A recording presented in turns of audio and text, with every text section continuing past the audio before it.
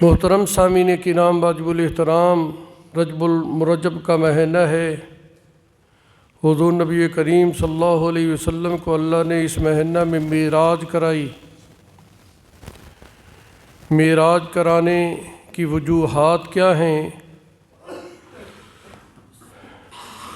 ویسے تو اللہ تعالیٰ نے اپنے پاک پیغمبر کو، اپنے پیارے محبوب کو تمام انبیاء پر فوقیت عطا فرمائی، سرداری عطا فرمائی اور تمام انبیاء کا امام بنایا۔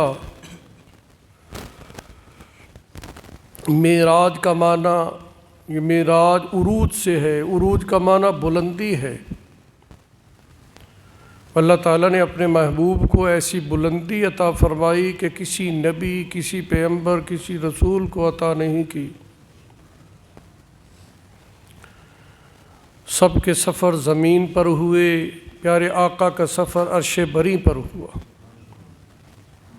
تمام نبی بن کر آئے، حضور سید الانبیاء بن کر آئے، تمام پیغمبر مقتدی بنے اور حضور ان کے امام بنے۔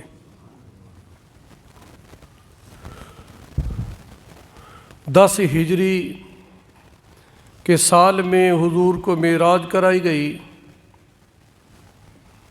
ظاہری وجہ یہ بنی کہ اسی سال آپ کو 2 غم لاحق ہوئے۔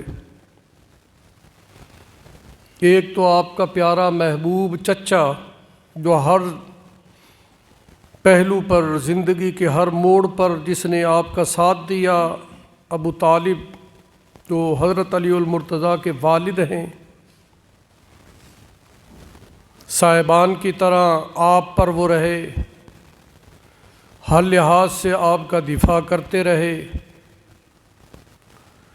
دشمنوں کو للکارتے رہے، آپ کی نگہبانی کرتے رہے۔ 10 ہجری کے سال حضرت ابو طالب کا انتقال ہو گیا۔ حضور صلی اللہ علیہ وسلم کو بہت ہی غم لاحق ہوا، آپ کی جدائی کا صدمہ ہوا۔ پھر اسی سال ہی آپ کی پہلی بیوی جس سے آپ کی اولاد ہے، خدیجۃ الکبریٰ، جس نے اپنا پورا مال آپ پر نچھاور کر دیا تھا، قربان کر دیا تھا، اس کا انتقال ہو گیا۔ یہ 2 غم آپ کو لاحق ہوئے۔ صحابہ کرام نے اس سال کا نام عام الحزن رکھا، غم کا سال۔ ابو طالب بھی گئے، خدیجۃ الکبریٰ بھی گئیں۔ پھر تیسرا غم آپ کو یہ لاحق ہوا کہ اسی سال آپ نے طائف کا سفر کیا۔ طائف والوں نے آپ پر ظلم کیا، تشدد کیا، پتھر مارے، گالیاں دیں، آپ کو زخمی کر دیا، لہو لہان کر دیا۔ مایوس ہو کر آپ واپس لوٹے۔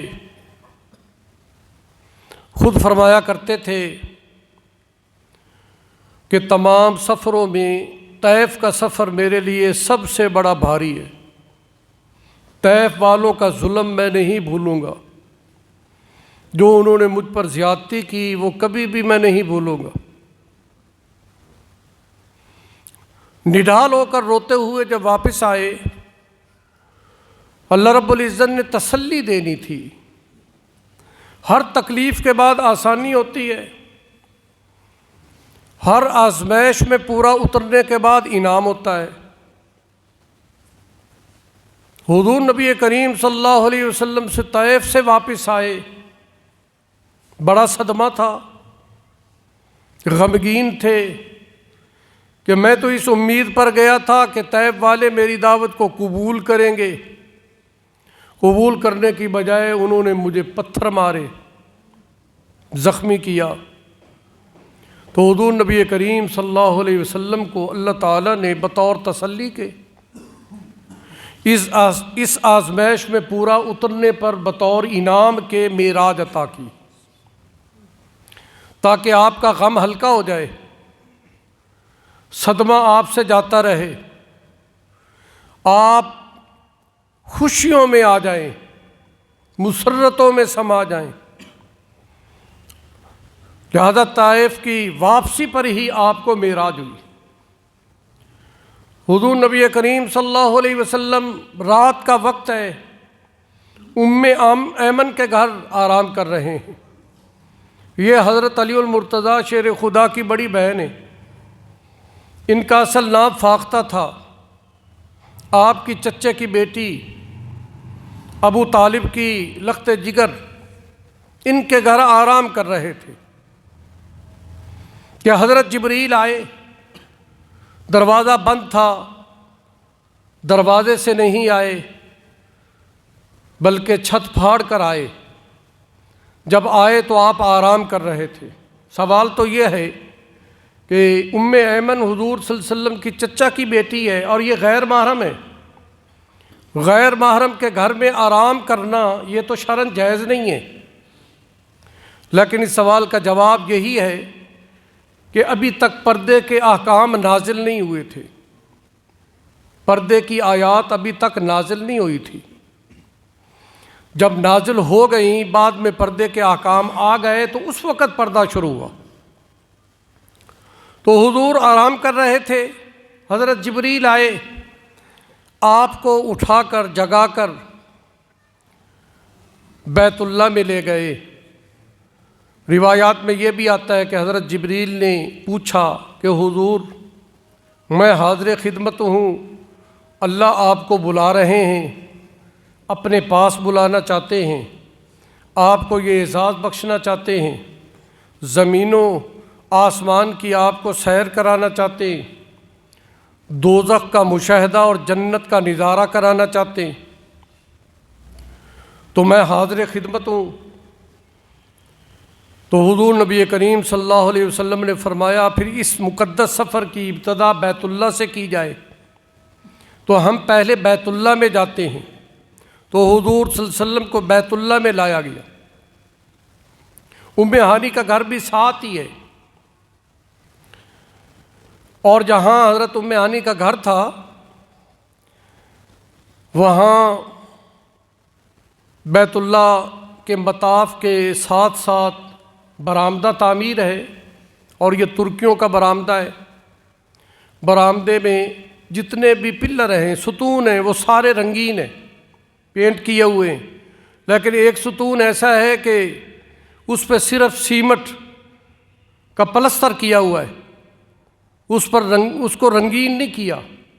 یہ اس کی وجہ یہ ہے کہ یہ وہی پلر ہے جہاں پر حضرت ہانی کا گھر تھا، اور یہیں سے ہی آپ کے معراج کی ابتدا ہوئی تھی۔ باب عبدالعزیز سے جب داخل ہوئے تو بائیں جانب یہ ستون موجود ہے جو نظر آئے گا، جو حضور صلی اللہ علیہ وسلم کے سفر کی یاد دلاتا ہے۔ آپ بیت اللہ میں آپ کو لایا گیا، پھر آپ کو یہ کہا گیا کہ آپ بیت اللہ کے اندر داخل ہو۔ تو حضور نے فرمایا کہ اندر نہیں داخل ہونا۔ بیت اللہ کے دو حصے، ایک تو چھت والا ہے، مسقط اسے کہتے ہیں، چھت والا حصہ جس میں عام آدمی داخل نہیں ہو سکتا، پورا سال اس کا دروازہ بند رہتا ہے، بادشاہوں کے لیے کھولا جاتا ہے، عام آدمی نہیں آ سکتا۔ بیت اللہ کا دوسرا حصہ حتیم ہے، یہ بغیر چھت کے، اس کے ارد گرد چھوٹی چھوٹی گولائی میں دیوار ہے، مزاب رحمت کا پرنالہ بھی اسی سائڈ پر ہے۔ یہ مقام بیت اللہ کے شمال کی جانب ہے، یہ بھی بیت اللہ کا حصہ ہے۔ مقام حتیم میں جو آدمی داخل ہو جائے وہ ایسے جیسے بیت اللہ میں داخل ہو گیا۔ تو حضور صلی اللہ علیہ وسلم نے یہ جگہ پسند کی کہ یہاں سے ابتدا کی جائے۔ مقام حتیم میں آپ تشریف لائے، یہاں حضرت جبریل نے آپ کے سینے کا آپریشن کیا، آپ کے سینے کو چاک کیا گیا، پھر دل نکالا گیا، تھال میں رکھا گیا، بیر زمزم پر لے گئے، زمزم کے پانی سے دھویا گیا، علم و حکمت کی طاقت اس میں بھری گئی، اور دوبارہ دل کو اپنے مقام پر رکھ کر سینے کو سی دیا گیا۔ پھر مقام حتیم میں آپ نے 2 نفل پڑھے، اس لیے حج اور عمرہ پر جانے والوں کے لیے سنت ہے کہ مقام حتیم میں 2 نفل پڑھیں، نفل پڑھنے کے بعد مزاب رحمت کے نیچے آ کر دعا مانگیں، اور یہ قبولیت کا مقام ہے۔ مزاب رحمت کے نیچے جو بھی بندہ دعا کرتا ہے اور دل سے دعا کرتا ہے، اللہ اس کو ضرور قبول کرتے ہیں۔ مقام حتیم کا حضور صلی اللہ علیہ وسلم نے انتخاب کیوں کیا؟ اس لیے کہ میرے امتی، میرے عاشق، اللہ کو چاہنے والے، مجھ سے محبت کرنے والے جب عمرہ پر آئیں گے، حج پر آئیں گے، تو ان کے دل میں یہ بھی چاہت ہوگی کہ ہم اس مقام پر پہنچیں، اس مقام پر ہم بھی نفل پڑھیں جہاں حضور صلی اللہ علیہ وسلم نے معراج کی ابتدا کی تھی۔ اگر میں بیت اللہ کے اندر داخل ہوتا ہوں تو میرے امتی کے لیے داخل ہونا منع ہے، داخل ہونا ان کے لیے مشکل ہوگا اور وہ پریشان رہیں گے۔ میں اپنے امتیوں کی اتنی پریشانی بھی گوارا نہیں کرتا۔ میں بیت اللہ کے اندر داخل ہونے کی بجائے مقام حتیم سے اپنے اس سفر کی ابتدا کرتا ہوں، تاکہ میرا ہر امتی اپنی چاہت کو پورا کرتے ہوئے وہ یہاں میری طرح 2 نفل بھی پڑھ لیں اور میری طرح دعا بھی مانگ لیں، اور یہ یادگار بھی باقی رہے۔ پھر حضور نبی کریم صلی اللہ علیہ وسلم کے دل کو نکال کر، اور یہ 4تھی مرتبہ تھا، پہلے 3 مرتبہ حضور صلی اللہ علیہ وسلم کا سینہ چاک کیا گیا۔ پہلی مرتبہ جب کہ آپ 2.5 سال کے تھے، بچے تھے،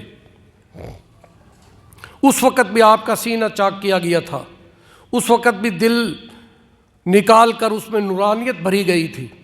پھر جب آپ لڑکپن کو پہنچے، جب کہ آپ کی عمر 15 یا 16 سال تھی، اس وقت پھر سینہ چاک کیا گیا تھا تاکہ آپ سے شہوات کا مادہ نکالا جائے اور آپ میں نورانیت، علم و حکمت بھر دی جائے۔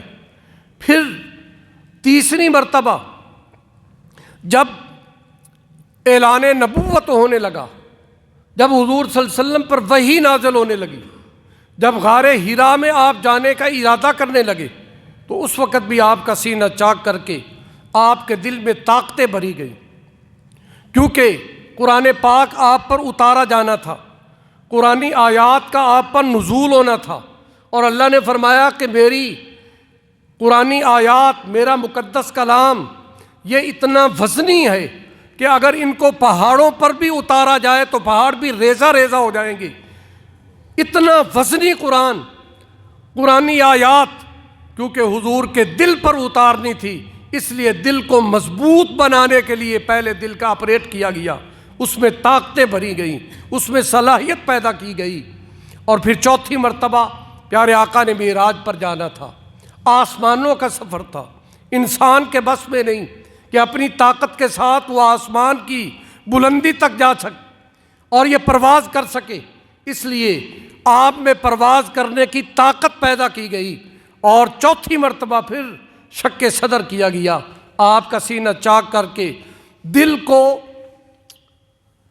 زمزم کے پانی سے دھویا گیا۔ تو زمزم کے پانی سے کیوں دھویا گیا؟ زمزم کے پانی کی تاریخ یہ ہے کہ حضرت اسماعیل علیہ السلام کی ایڑیاں لگی تھیں اور یہاں سے چشمہ جاری ہوا تھا۔ حضرت اسماعیل علیہ السلام ابراہیم علیہ السلام کے بیٹے، جب اماں ہاجرہ ان کو یہاں جنگل میں لائیں، حضرت ابراہیم لائے اور چھوڑ کر چلے گئے، پھر آپ کو پیاس نے تنگ کیا اور اماں ہاجرہ پانی کی تلاش میں پہلے صفا پہاڑی پر گئی دوڑتی ہوئی، جب وہاں پانی نظر نہیں آیا تو نیچے اتری، پھر بیٹا جب آنکھوں سے اوجل ہوا تو آپ مروہ پہاڑی پر چڑھی کہ میں آبادی دیکھوں، کہیں سے کوئی پانی نظر آئے۔ ایسے ہی آپ نے 7 چکر کاٹ لیے جو عمرہ اور حج کا حصہ بنے ہیں۔ پھر اماں ہاجرہ اپنے بیٹے کے پاس آئی تو آپ ایڑیاں رگڑ رہے تھے اور آپ کے پاؤں کی ایڑیوں سے چشمہ جاری ہو چکا تھا۔ یہ زمزم کا چشمہ ہے۔ زمزم کا معنی ہے رک جا رک جا، پانی بڑا تیزی سے پھوٹ رہا تھا، چشمہ ابل رہا تھا، تو حضرت اماں ہاجرہ کی زبان سے بے ساختہ جاری ہوا تھا زم زم رک جا۔ حضور فرماتے ہیں کہ اگر زم زم اماں ہاجرہ نہ کہتی تو یہ پانی پوری دنیا میں پہنچ جاتا۔ اتنا تیز چشمے سے پانی جاری ہو چکا تھا۔ تو سوال یہ ہے کہ حضرت اسماعیل علیہ السلام کی ایڑی سے لگا ہوا پھوٹا ہوا چشمہ اور اس کا یہ پانی زمزم، اور اس سے حضور کے دل کو دھویا جا رہا ہے، یہ بات سمجھ سے باہر ہے۔ اس میں حکمت کیا ہے؟ اسماعیل علیہ السلام شان میں چھوٹے ہیں، حضور کی شان بہت بڑی ہے۔ چھوٹے نبی سے کی ایڑی سے لگا ہوا پانی بڑے نبی کے دل پر لگایا جا رہا ہے۔ ایڑی کا مقام پھر دل کا مقام، اس میں بھی فرق ہے۔ دل کا مقام زیادہ ہوتا ہے اور ایڑی کا مقام، پاؤں کی ایڑی ہے، اس کا مقام چھوٹا ہے۔ پھر یہ نبی بھی عظمت میں چھوٹے ہیں اور حضور عظمتوں میں بڑے ہیں، لیکن چھوٹے نبی سے کی پاؤں کی ایڑی سے لگنے والا پانی بڑے نبی، عظمتوں والے نبی کے دل پر کیسے لگ رہا ہے؟ یہ بات سمجھ سے باہر ہے۔ اس میں حکمت کیا ہے؟ وہ مفسرین نے جواب دیا، فرمایا کہ اسماعیل علیہ السلام ایک طرح سے حضور صلی اللہ علیہ وسلم کے ابا ہیں، آپ کی اولاد میں سے۔ حضور فرمایا کرتے تھے کہ ابراہیم بھی میرے باپ ہیں، اسماعیل بھی میرے باپ ہیں، میں انہی کی اولاد سے ہوں، میں ان کا بیٹا ہوں۔ مثال کہ ایک باپ اپنے بیٹے کو مسجد میں لاتا ہے، باپ ویسے دیندار ہے لیکن بیٹا حافظ ہے، قاری ہے، عالم ہے، مفتی ہے۔ باپ بیٹا دونوں مسجد میں آئے، امام نہیں ہے، مقتدیوں نے بیٹے کا انتخاب کیا کہ یہ عالم بھی ہیں، قاری بھی ہیں، مفتی ہیں، چلو آپ نماز پڑھائیں۔ باپ کو نہیں کہا، باپ ساتھ ہے، بیٹا آگے بڑھا، نماز کی امامت کرائی، باپ پیچھے ہاتھ باندھ کر کھڑا ہے۔ حالانکہ باپ کا مقام بیٹے سے زیادہ ہے، لیکن امامت کے لیے بیٹا آگے بڑھا، باپ نہیں، باپ مقتدی بنا۔ لیکن یہی بیٹا اپنے باپ کے ساتھ مسجد سے جب نکل کر گھر میں جاتا ہے اور باپ لیٹتا ہے، بیٹا پاؤں کی جانب بیٹھ جاتا ہے اور پاؤں دباتا ہے۔ مسجد میں بیٹے کو مقام ملا کہ امام بنے۔ Subscribe to our Islamic channel and hit the bell icon. Seek guidance from Maulana Ikramullah Afi on any Islamic issues. لگا ہوا پانی اگر بیٹے کے دل پر لگتا ہے تو کوئی حرج نہیں ہے، لیکن جب بات علم کی اور حکمت کی آتی ہے تو مسجد اقصیٰ میں جب حضور پہنچے تو اسماعیل علیہ السلام، ابراہیم علیہ السلام بھی آپ کے منتظر تھے، اور وہاں آپ ہی امام بنے اور یہ سارے مقتدی بنے۔ علم کے لحاظ سے بیٹے کا مقام زیادہ ہے، لیکن ابوت کے اعتبار سے باپ کا مقام بیٹے سے زیادہ ہے۔ جب خدمت ہوگی تو بیٹا کرے گا، جب علم و حکمت کی، علم و عمل کی بات ہوگی تو بیٹا پھر امام بنے گا اور باپ مقتدی بنے گا۔ تو حضور نبی کریم صلی اللہ علیہ وسلم کا دل دھویا گیا، پھر دوبارہ دل مقام پر رکھ کر سینہ سیا گیا، اور اس کے بعد آپ کے لیے براق لائی گئی۔ اور براق یہ جنت کا جانور ہے جو گھوڑے سے قدرے چھوٹا ہے، قد میں اور خچر سے بڑا ہے، سفید رنگت تھی اور بہت ہی خوبصورت تھا، لیکن اس جانور کے ساتھ پر بھی تھے۔ یہ براق ہے، حضور نبی کریم صلی اللہ علیہ وسلم کی خدمت میں حاضر کیا گیا، آپ صلی اللہ علیہ وسلم کو براق پر سوار کیا گیا، اور آپ صلی اللہ علیہ وسلم کو فلسطین میں بیت المقدس مسجد اقصیٰ میں پہنچانا تھا۔ راستے میں کئی ایک مقامات پر آپ کو روکا گیا۔ براق زمین پر چلنے والا نہیں تھا، وہ ہوا میں اڑنے والا تھا۔ اس زمانے کا ہوائی جہاز تھا جو اللہ تعالیٰ نے اپنے محبوب کے لیے متعین کیا تھا، اور اس کی رفتار 1 مہینے کی مسافت سے 1 منٹ میں طے ہوتی تھی، اتنا تیز رفتار تھا۔ تو سب سے پہلے مقام عتیق پر سٹاپ کیا گیا، براق وہاں پر اترا۔ اللہ آپ کو عمرے پر لے جائے، مقام عتیق کی زیارت بھی کرنا۔ مدینہ شریف سے 7 کلومیٹر دور بدر کے راستے میں ہے، میں نے اس کی زیارت کی ہے۔ یہ مقام عتیق، آج کل وہاں اونٹوں کی منڈی لگتی ہے، اونٹوں کی منڈی، یہ اسی مقام پر ہے جہاں حضور صلی اللہ علیہ وسلم اترے تھے۔ حضرت جبریل نے پوچھا کہ حضور یہاں کیوں اتریں؟ فرمایا کہ یہاں عرش سے اللہ کے فرشتے ہماری انتظار کر رہے ہیں، ہمارا استقبال کے لیے آئے ہوئے، یہ مقام عتیق۔ پھر یہاں سے آپ نے پرواز کی اور حضور نبی کریم صلی اللہ علیہ وسلم پھر ایسے مقام پر اترے جہاں سرخ رنگ کا پہاڑ ہے اور اس کے ساتھ ہی حضرت موسیٰ علیہ السلام کی قبر مبارک، وہاں اترے۔ جہاں بھی اترے وہاں 2 نفل پڑھے۔ تو لہٰذا یہ بھی سنت ہے، دوران سفر جہاں بھی آپ کہیں سٹاپ کریں، اگر موقع ہو تو 2 نفل پڑھیں۔ اور 2 نفل پڑھے آپ نے دوران سفر، کوئی وضو نہیں کیا، کیوں؟ اس لیے کہ وضو کر کے چلے تھے۔ تو لہٰذا جب بھی سفر میں جائیں تو گھر سے وضو کر کے باوضو ہو کر جائیں، یہ بھی حضور صلی اللہ علیہ وسلم کی سنت ہے۔ اور راستے میں جہاں بھی موقع ہو نفل پڑھتے جائیں، دعائیں مانگتے جائیں۔ موسیٰ علیہ السلام کی جہاں قبر ہے وہاں آپ کو اتارا گیا، آپ سے پردے ہٹائے گئے، آپ کے دل میں تھا کہ یہ قبر کس بزرگ کی ہے۔ جب پردے ہٹائے گئے تو دیکھا کہ یہ موسیٰ علیہ السلام اپنی قبر میں کھڑے نماز پڑھ رہے تھے۔ یہ حضور صلی اللہ علیہ وسلم کا معجزہ تھا۔ تو حضور نبی کریم صلی اللہ علیہ وسلم کو اصل میں نماز کی اہمیت بتانی تھی تاکہ امت کو بتا سکے۔ پھر یہاں سے پرواز کیا اور بیر روا مقام پہ پھر دوبارہ سٹاپ کیا۔ یہ بھی بدر کے راستے پہ مدینہ شریف سے تقریباً 80 کلومیٹر دور ہے۔ جب بدر کے راستے پر جائیں تو راستے میں ہی آتا ہے، مین روڈ سے ہٹ کر 2 کلومیٹر دور بیر روحا ہے، اس وقت بھی موجود ہے۔ وہاں حاجی جاتے ہیں، اس کی زیارت کرتے ہیں، وہاں ایک ٹوٹی ہوئی مسجد ہے، وہاں نماز پڑھتے ہیں، اور اس کے ساتھ 4 دیواری ہے، اس میں قبرستان ہے جہاں پر 350 نبیوں کی قبریں ہیں۔ اور یہی وہی مقام ہے جہاں عیسیٰ علیہ السلام بھی نماز پڑھا کرتے تھے اور یہیں سے ان کا گزر ہوا کرتا تھا۔ حضور نبی کریم صلی اللہ علیہ وسلم معراج سے جب واپس آئے، ابو جہل نے پوچھا کہ تم کہتے ہو کہ میں نے راتوں رات سیر کی ہے، آسمانوں سے ہو کر آیا ہوں، تو کوئی نشانی تو بتاؤ۔ تو آپ نے فرمایا کہ میں بیر روئے مقام پر جب اترا وہاں ایک آدمی تمہارا ملا، میں نے پوچھا کہ تم پریشان کیوں؟ اس نے کہا میرا اونٹ گم ہو چکا ہے، اونٹ کی تلاش میں نکلا ہوا ہوں، اور وہاں اس کنویں سے میں نے پانی بھی پیا اور وہاں سے وضو بھی کیا، اور وہاں ایک گھڑا بھی رکھا ہوا ہے، ابھی جا کر دیکھ سکتے ہو تم، گھڑا پڑا ہوگا۔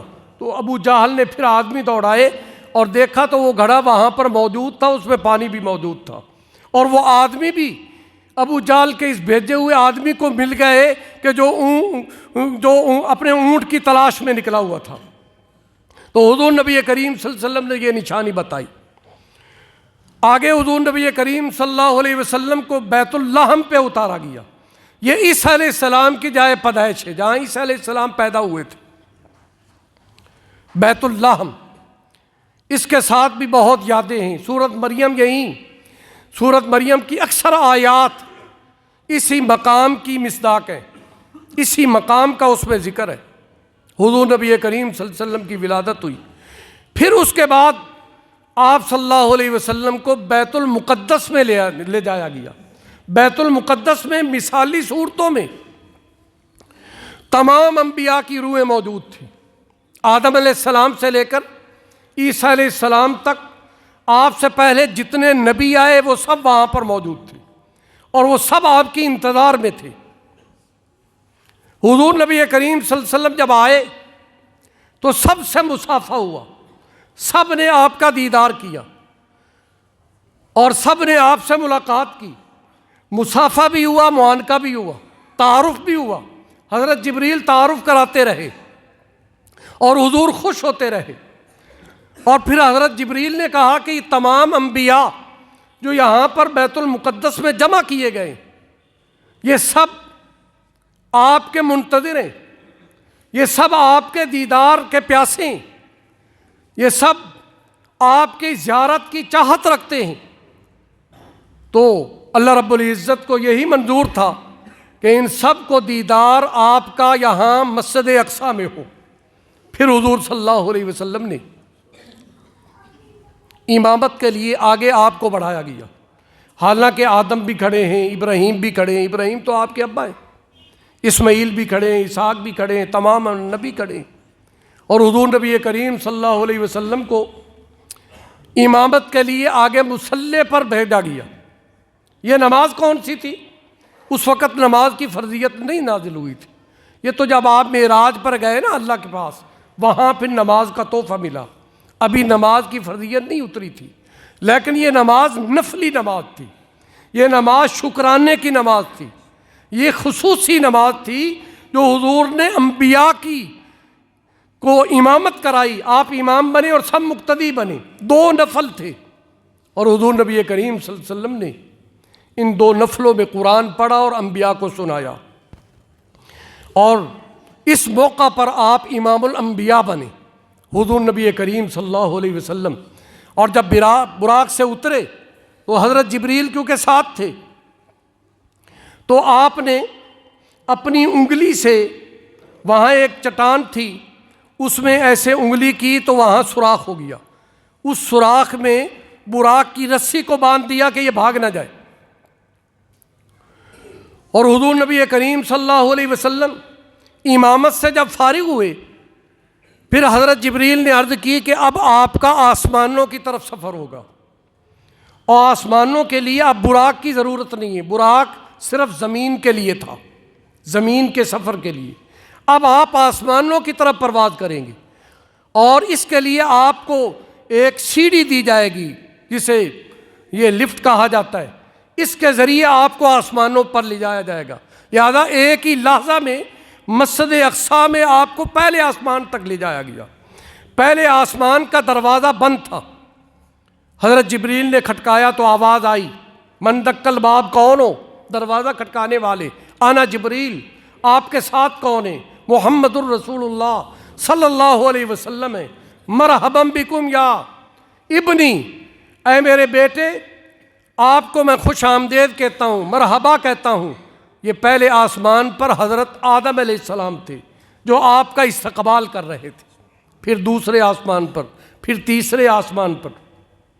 تو یہ زمین کے سفر کو قرآن نے اسرا کہا ہے، سبحان الذی اسرا بعبدہ لیلا، پاک ہے وہ ذات جس نے اپنے بندے کو راتوں رات سیر کرائی، اسرا، زمین کا سفر۔